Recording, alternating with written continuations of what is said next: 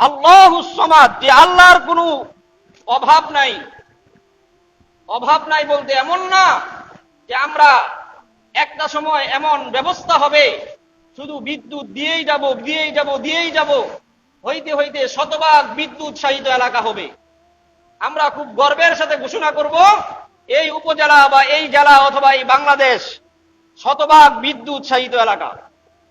এরপরে এমন অবস্থা হবে পরে আর বিদ্যুৎ উৎপাদনের কোনো সামানা কিনা যাবে না, বিদ্যুৎ উৎপাদন বন্ধ হয়ে যাবে। বিদ্যুৎ উৎপাদন বন্ধ হইতে গিয়ে এরপরে রুটিন করে কোন জায়গায় কোন সময় বিদ্যুৎ বন্ধ থাকবে এর জন্য রুটিন করা লাগবে।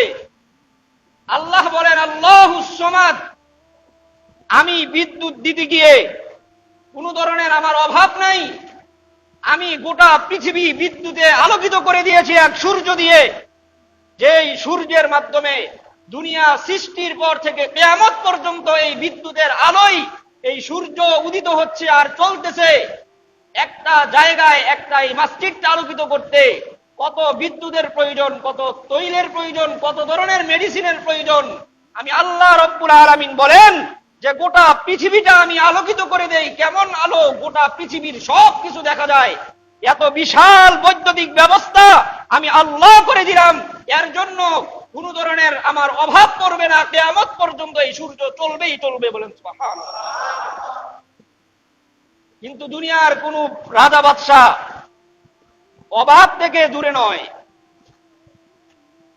আজকে দেখতেছেন বিদ্যুৎ এক সময় ছিল, কিন্তু এখন রাশিয়ার ইউক্রেন যুদ্ধের জন্য বিদ্যুৎ উৎপাদন বন্ধ। কেন? রাষ্ট্রীয়ভাবে অভাব দেখা দিয়েছে এক কথায়।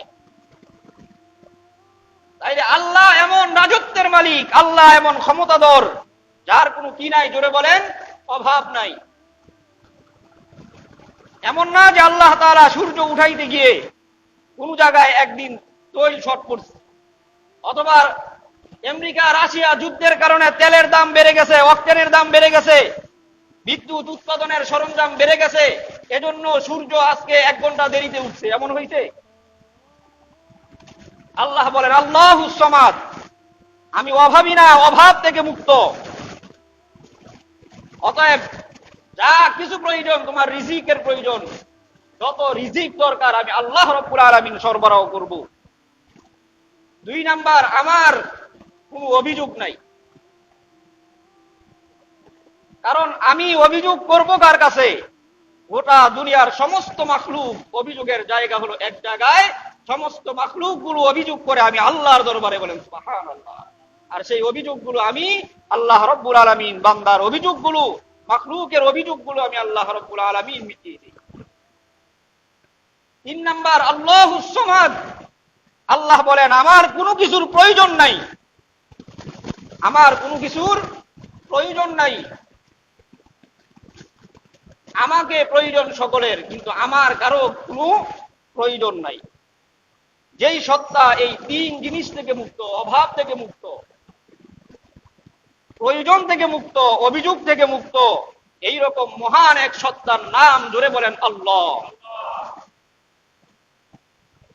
বলতে পারেন যে হুজুর আমারও তো অনেক অভাব নাই, অনেক ধনাঢ্য ব্যক্তি, কোটি কোটি টাকার মালিক, সেও বলতে পারেন আমার কি নাই? অভাব নাই। এই কথার কোনো বাস্তবতা নাই। যার ব্যাংকে হাজার হাজার কোটি টাকার মালিক, তাকে যদি 2 দিন ঘুমাইতে না দেন, তখন তার কিসের অভাব দেখা দিবে? কথা বলেন, ঘুমের অভাব। তার হাজার হাজার কোটি টাকার মালিক সে, তাকে 2 দিন যদি আপনি ঘুমাইতে না দেন, 1 দিন ঘুমাইতে না দিলে তার দেখা দিবে ঘুমের অভাব। কোনো কারণে যদি তার পেট খারাপ হয়, এসির ভিতরে বসায় রাখলে সে শুধু ওয়াশরুম খুঁজবে।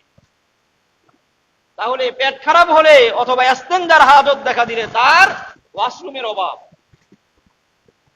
অভাব বলতে শুধু আপনি টাকা পয়সা বুঝাইন না। তাইলে 2 দিন 1 দিন না ঘুমাইলে মানুষ ঘুমের অভাবী হয়ে যায়, পেট খারাপ হলে ওয়াশরুমের অভাবী হয়ে যায়। এইভাবে একটার পর একটা অভাব মানুষের দরজায় করা নড়ে। আর আল্লাহ বলেন লা তাখুযুহু সিনাতুন ওয়ালা নাউম, ও বান্দা, আমি তোর দিকে রহমতের নজরে এমন ভাবে তাকিয়ে আছি, আমি ঘুমাইও না এবং জিমানিও দেই না, তুই কোন সময় আমাকে আল্লাহ বলে ডাক দিবি। তোর এক আল্লাহ বলে ডাক দেওয়ার সঙ্গে সঙ্গে আমি আল্লাহ তাআলা তোর জিন্দেগীর গুনাহগুলো মাফ করে দিব। যদি তুই ওই ডাকটা তুই সেজদারত অবস্থায় দেস, তাও মাফ করে দিব। আমি ঘুমাই না কারণ হলো, তুই যদি তাহাজ্জুদের সময় ডাক দেস, আমি ওই সময় তোর গুনাহ মাফ করব। দুনিয়ার সব মানুষ যেই সময় ঘুমায়, ওই সময় যদি তোর ঘুম ভেঙে যায়, ওই সময় যদি তুই আমাকে আল্লাহ বলে ডাক দেস, আমি যেন তোর ডাকে সাড়া দিতে পারি, ওই জন্য আমি আল্লাহ রাব্বুল আলামিন লা তাখুযুহু সিনাতুন ওয়ালা নাওম, আমি জিন্দেগিতে ঘুমাই না, বলেন সুবহানাল্লাহ।